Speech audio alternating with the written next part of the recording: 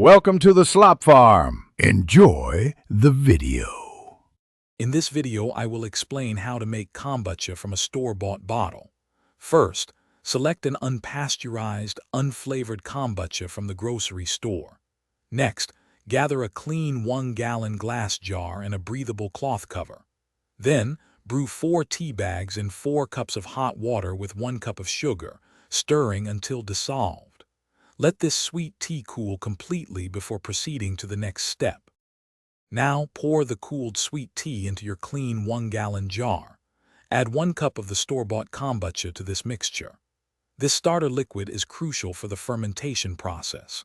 Cover the jar with a breathable cloth, like a coffee filter or cheesecloth, and secure it tightly with a rubber band.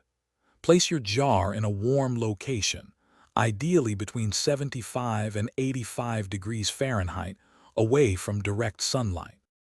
Let your kombucha ferment for 7 to 14 days. During this time, a new SCOBY, which is a symbiotic culture of bacteria and yeast, will begin to form on the surface. This is a good sign.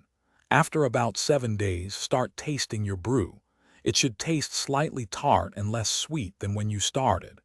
Continue fermenting until it reaches your desired level of tanginess. Once your first fermentation is complete, carefully remove the SCOBY and 1 to 2 cups of the fermented liquid to use as a starter for your next batch. Now, it's time for the second fermentation. Bottle the remaining kombucha, adding your favorite fruits, juices, or spices for flavor. Seal the bottles tightly and let them sit at room temperature for 1 to 3 days to build carbonation. Then, refrigerate and enjoy. Thanks for watching. Consider subscribing if we helped you today.